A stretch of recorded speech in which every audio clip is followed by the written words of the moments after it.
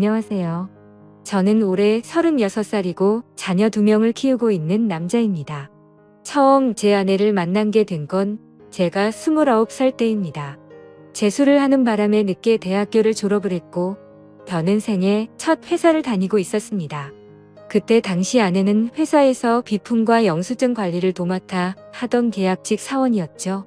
그런데 어느 날부터인가 아내는 저에게 자꾸만 마실 거를 건네주는가 하며 퇴근하면 자신이 맛있는 걸 사주겠다고 말을 걸었었죠. 하지만 그때 당시 저는 만나고 있는 여자친구가 있어서 정중하게 거절을 했죠. 그렇게 시간은 빠르게 지나가던 어느 날이었습니다. 여자친구의 생일이 하루 앞으로 다가왔고 저는 몰래 이벤트를 준비하려고 여자친구의 원룸 자취방으로 찾아갔습니다. 그날은 여자친구가 친구들과 생일 파티를 하고 들어온다고 했기에 아무런 생각도 없이 비밀번호를 누르고 들어갔는데 여자친구는 어떤 남자와 단둘이서 바람을 피우고 있더군요. 저는 평소에 자존심이 너무 센 성격이었기에 그냥 별말 없이 준비했던 선물을 집 안으로 집어 던지고는 뒤돌아서서 나와버렸습니다. 뒤에서 여자친구의 목소리가 들렸지만 저는 돌아보지 않았습니다.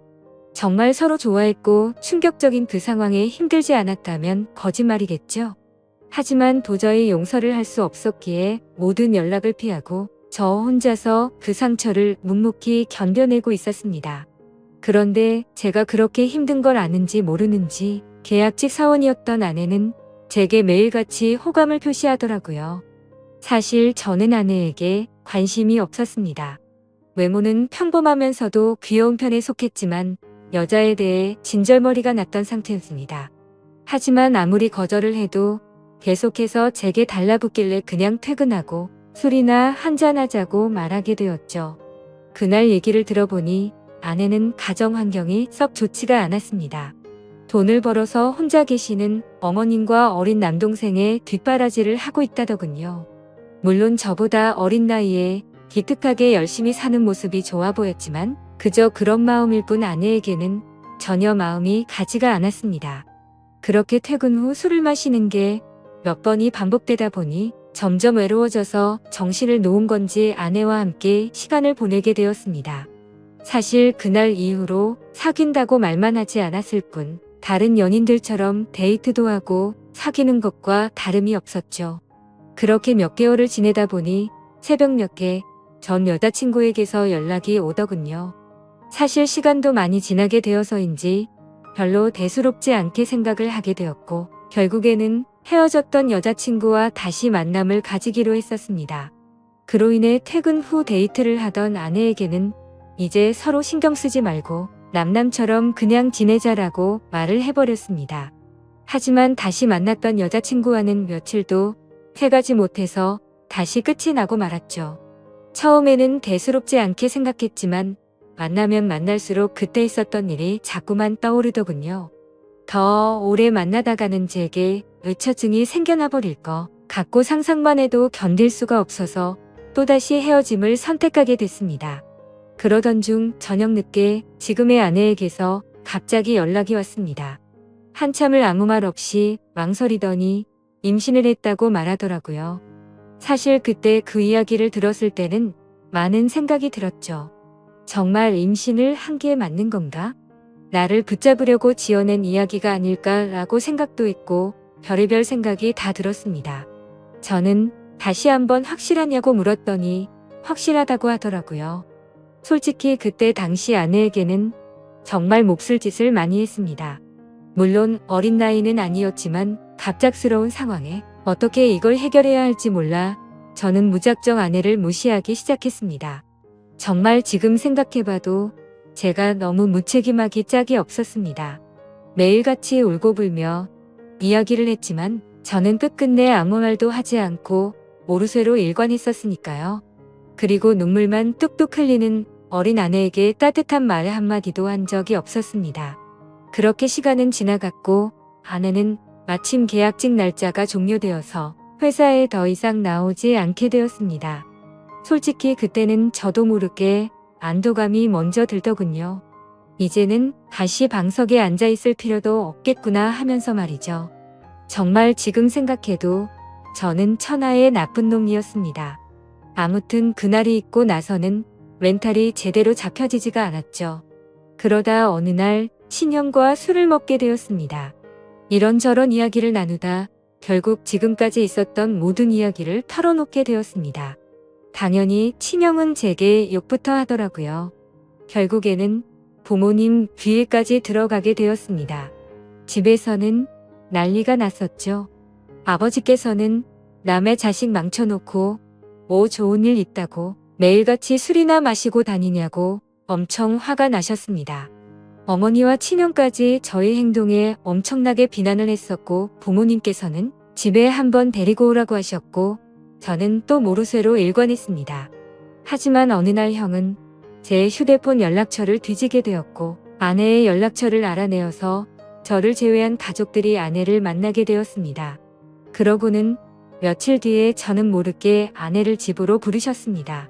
저는 당연히 아무 생각 없이 친구들과 술을 마시고 늦게 집으로 들어갔는데 제 아내가 집에 와 있어서 정말 얼마나 깜짝 놀랐는지 모릅니다. 일단 어쩔 수 없이 저는 아내와 나란히 부모님 앞에 앉게 되었고 부모님께서는 앞으로 어떻게 할 거냐고 화를 내셨습니다. 저는 그냥 술김에 짜증도 나고 이 상황을 빨리 벗어나고 싶은 마음이 컸습니다. 그래서 홧김에 저는 그냥 결혼할 테니까 더 이상 좀 그만하라고 앞으로 이 문제로 왈가불가 하지 말아달라고 말했습니다. 솔직히 홧김에 그런 말을 하긴 했지만 당연히 그때 당시 저는 이 말을 한다고 해서 정말 결혼할 생각은 없었습니다. 부모님 역시 그러라고 말씀하실 일은 절대 없다는 확신에 차서 한 말이었죠. 하지만 예상외로 아버지께서는 그때 그 자리에서 또박또박 말씀하시더군요. 그러면 지금 처자분 부모님이랑 조만간 만나서 이야기를 하고 싶으니 부모님이 시간 되실 때 자리를 한번 마련해 보자고 하시더군요. 이때 당시도 설마라는 생각을 가지고 있었고 술에 취해서 그냥 대충 상황을 정리하고 얼른 일어나서 제 방으로 들어가 버렸습니다. 그렇게 아내는 집으로 돌아갔고 저는 술이 점점 더 올라오더니 제게 말도 없이 집에 찾아온 게 너무 화가 나더라고요. 그래서 새벽 늦은 시간에 전화를 걸었습니다. 차마 입에 담을 수 없는 욕이란 욕을 다 하면서 막말을 엄청 쏟아냈습니다. 아내는 저희 부모님이 비밀로 하라고 해서 미리 말 못했다며 그저 미안하다고 울기만 하더라고요. 아무튼 그날 이후로는 부모님과도 말을 하지 않았습니다. 그러자 부모님께서도 저를 없는 사람 취급하시더군요. 그러다가 며칠이 지나서 친형이 제게 얘기 좀 하자고 부르더군요. 무슨 일인가 싶어서 형과 이야기를 하는데 오늘 부모님께서 아내분 어머님을 만나 뵙고 왔다는 이야기를 제게 해주더라고요. 오늘 가보니 그쪽 상황이 많이 힘든 걸 알게 되었답니다. 얘기를 해보니 아내가 벌던 돈들은 전부 처가 댁에 장모님과 처남의 생활비로 다 들어갔었고 지금까지 아내가 모아놓은 돈도 없다고 말하더군요.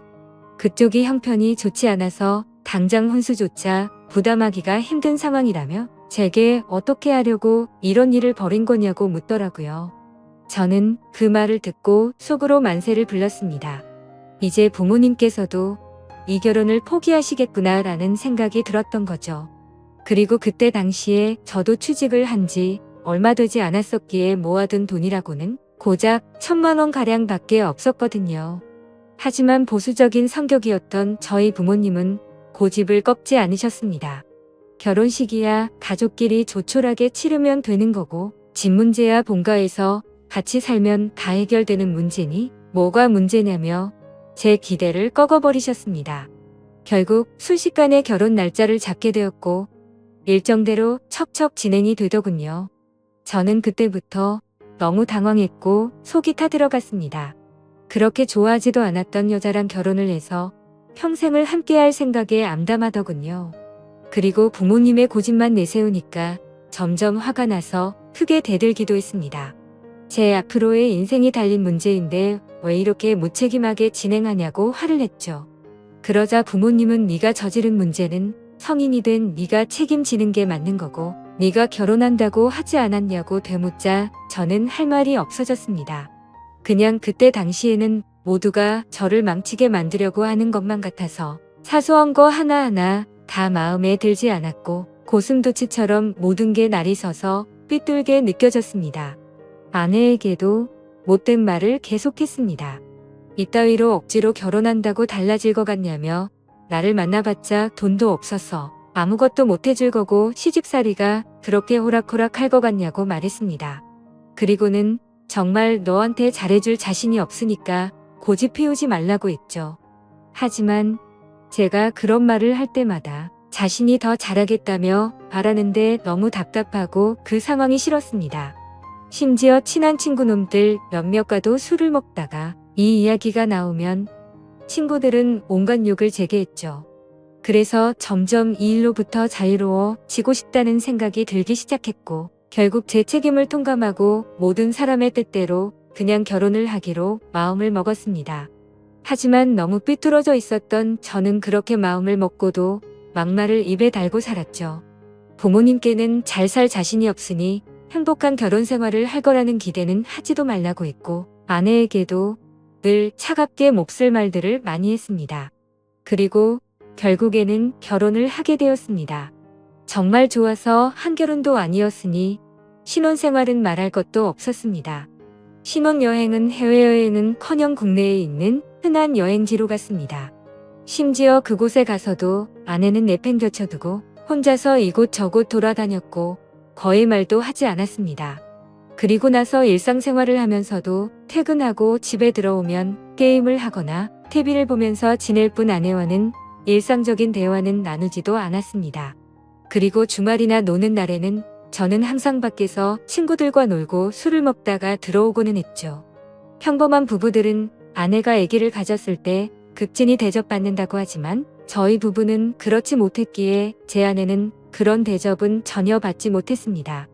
오히려 제 눈치를 보느라 뭘 먹고 싶다라는 이야기조차 단 한 번도 한 적이 없었죠. 그렇게 아내는 제게 불평이나 불만을 전혀 말하지 않았습니다. 그냥 묵묵히 혼자서 어머니와 집안일을 했죠.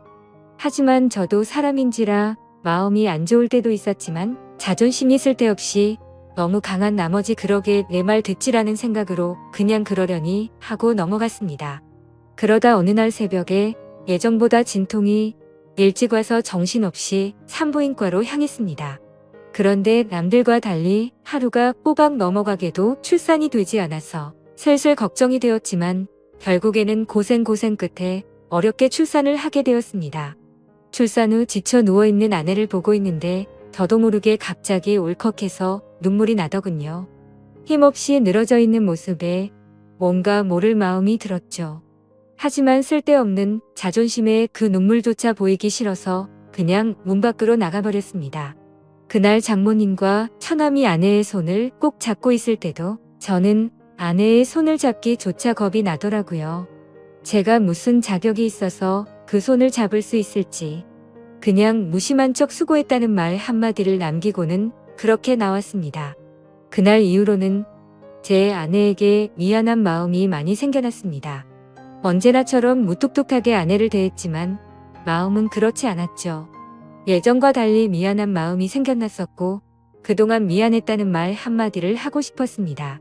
그렇지만 왠지 모를 쓸데없는 생각에 아무런 말도 하지 못했던 거죠. 그러다 어느 날 제 어머니께서 간이 좋지 않으셔서 계속 정기검진을 받고 계셨는데 결국에는 이게 점점 상황이 악화되었습니다. 병원에 입원하셨을 때 친형과 어머니 그리고 아내가 번갈아 가면서 병실을 지켰습니다. 전 휴일에만 병실을 지켰고요. 자녀를 낳아서 키우고 계신 분들은 아마 아실 겁니다. 새벽이고 낮이고 아이가 잠도 안 들고 울고 할 때마다 아내는 잠이 들지 못했습니다. 그렇다고 제가 애를 봐주고 하지도 않았으니까요. 그렇게 잠도 제대로 못 자고 병실에서 간호를 했으니 그 피곤함은 말로 표현할 수가 없을 거란 거 잘 알고 있었습니다. 그런데 그때조차도 따뜻한 말 한마디 하지 않았습니다. 병실에 있던 다른 분들조차 며느리가 진짜 효녀라며 저한테 장가 잘 갔다는 칭찬을 할 때도 아무런 말도 하지 못했습니다. 입이 두 개라도 할 말이 없는 건 당연했던 거죠. 다행히 수술은 잘 되었고 어머니께서 퇴원하시기 전까지 아내는 그렇게 육아와 병간호를 했습니다. 어머니가 몸이 괜찮아지시고 집에 오셨을 때 부모님께서 물려받은 땅을 팔았다며 1억 5천만 원을 주셨습니다. 근처 전세라도 얻어서 이제 분가라고 하시더라고요. 아내는 한사코 괜찮다고 말하는데 저는 그러자고 했습니다. 사실 이때 그러자고 말을 한 건 아내에게 미안한 마음이 너무 커서였습니다. 아무래도 시부모님이랑 같이 사는 것보다는 그래도 무뚝뚝한 남편일지라도 아들과 셋이서 사는 게 나을 거라고 생각했죠. 부모님은 당연히 그렇게 하라고 하셨고 아파트로 전세를 하나 구해서 분가를 했습니다. 거의 말도 안 하고 했지만 간간히 아이도 같이 봐주고 이사하고 처음으로 레스토랑을 갔는데 맛있다고 웃으며 말하는 아내를 보면서 이때부터 정말 마음이 울컥해서 눈물이 날 뻔했죠. 그래서 그날 이후로 저는 변하겠다고 다짐을 했습니다. 연애도 저와 제대로 해보지도 못하고 아이를 가졌을 때도 대접 한번 제대로 해주지 못했던 생각이 났습니다. 그리고 시집살이와 시부모 병간호까지 해왔는데 이제 와서 돌이켜 생각해보니 그 흔한 레스토랑 한 번을 같이 와보지를 못했더라고요. 미안하고 너무 미안했습니다. 비록 무뚝뚝하게 말하고는 했지만 이때부터는 그래도 나름대로 다정하게 대했습니다. 그러다가 장모님께서도 평생 겪고 계신 질환으로 많이 아프시기도 했고 처남도 중학생이라서 아내는 간간히 처가에 들려서 집안일을 돕고 집에 들어오고는 했습니다. 나중에 알게 된 사실이지만 장모님께서는 류마티스 관절염을 손가락 마디마디에 걸리셨습니다. 이게 집안일을 하거나 할 때 끔찍할 정도로 아프다고 하더라고요. 하루는 그런 아내가 너무 안쓰러웠고 장모님과 처남까지 마음에 많이 걸렸습니다. 그래서 저는 아내에게 말했습니다. 그냥 장모님이랑 처남 다 같이 여기서 지내자고 말했죠. 진심으로 한 말이었습니다. 그랬더니 아내가 이러더군요. 미안해요. 앞으로는 자주 안 갈게요. 미안해요. 저렇게 말을 하더라고요. 아내의 저 말 뜻이 어떤 걸 의미하는지 다들 아실 거예요. 아내는 제가 처갓집에 자주 가는 걸 못마땅하게 생각해서 비꼬는 마음으로 저렇게 말을 한 걸로 오해를 한 거였습니다. 지금까지 하지 못했던 미안한 말과 참았던 눈물이 울컥해서 쏟아져 버렸습니다. 아내 손을 꼭 붙잡고 미안하다고 말하면서 애처럼 너무 서럽게 울어버렸습니다. 당황해하는 아내에게는 그동안 정말 미안했다면서 앞으로 살면서 그동안 잘못했던 거 천천히 다 갚을 테니 용서해달라고 정말 서럽게 울었습니다. 그리고 처음으로 아내와 오랫동안 마음에 있었던 많은 말들을 이야기했습니다. 그동안 잘해주지 못해서 미안했다는 말과 함께요. 아내 역시 눈물을 흘리며 그렇게 처음으로 서로 꼭 안고 같이 울었네요. 그 일이 있고 나서 아내가 장모님께 같이 살자고 이야기를 했을 때 장모님께서는 완강히 거절하셨습니다. 사실 이건 당연하다고 생각했죠. 사위라고 하나 있는데 자기 딸을 그렇게 서럽게 만들었는데 이 집으로 들어오면 얼마나 눈치를 줄까라고 당연히 생각하셨을 것 같습니다. 본가에 계시는 부모님께서는 흔쾌히 그렇게 하라고 허락을 하셨고 결국에는 제가 처가댁에 가서 장모님께 무릎 꿇고 사죄했습니다.